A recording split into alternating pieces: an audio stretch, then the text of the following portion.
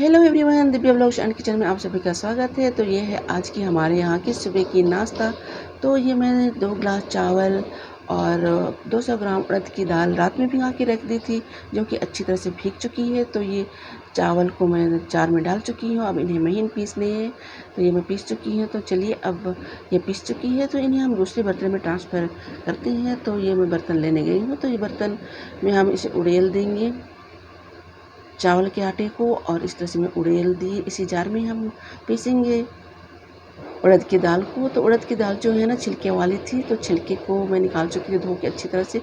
थोड़े बहुत छिलके होने से कुछ फ़र्क नहीं पड़ता है। तो ये अब मैं थोड़े से में पानी डालूँगी। अब इन्हें हमें पीसने हैं। तो ये मैं पीस चुकी हूँ। तो चावल के आटे के साथ में इन्हें मिलाने हैं इस तरह से। तो थोड़ी सी पानी डालने पड़ेंगे क्योंकि काफ़ी गाढ़ी लग रही है। तो चलिए, इन्हें पानी डाल के इन्हें हम घोल को तैयार करेंगे। तो इन्हें मैं अच्छी तरह से मिला ली चावल के आटे और उड़द की दाल को। तो हम डालेंगे नमक स्वाद अनुसार।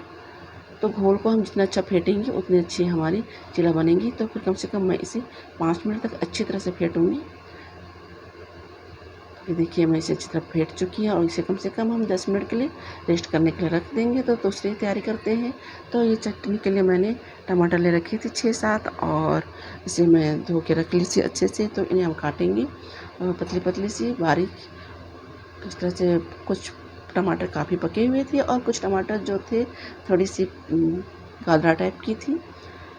तो चलिए, अब मैं टमाटर काट चुकी हूँ। तो अब प्याज काटते हैं। तो प्याज मैं 2 ले रखी थी मीडियम साइज़ की। तो फ्रेंड्स, अगर हमारी वीडियो आप लोगों को ज़रा भी अच्छी लगती है तो सब्सक्राइब लाइक ज़रूर करें। तो ये प्याज मैं लंबाई में काट ली हूँ। तो अब 2 मैं हरी मिर्च ले रखी हूँ। इस टाइम बाज़ार में मिर्च जो है बहुत ही तीखी आ रही थी, मैं 2 ही डालूँगी। तो ये लंबाई में काट ली इसे भी।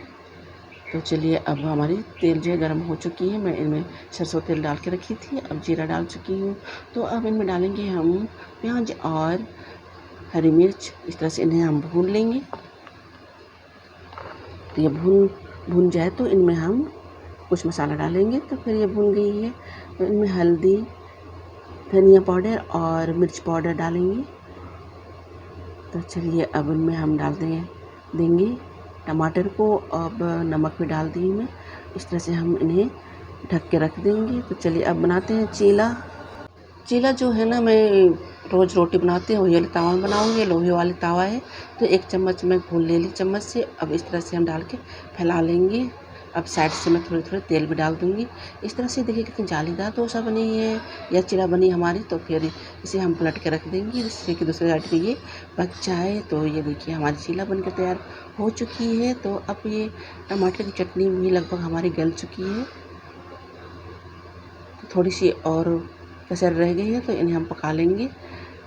तो इस तरह से चिला मैं पूरी बना चुकी हूँ। तो अब चाय के बगैर तो चिला अच्छी लगती नहीं है मुझे, तो मैं चाय ज़रूर बनाती हूँ। तो ये चाय चढ़ा चुकी थी मैं और ये उबलने लगी है। तो ये देखिए, चाय भी हमारी उबलने लगी है।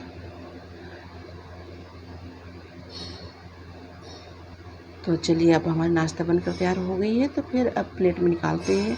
तो ये मैं चिला और टमाटर की चटनी और चाय निकाल ली हूँ। तो फ्रेंड्स, चलिए अगली रेसिपी में फिर मिलते हैं। तब तक के लिए बाय बाय।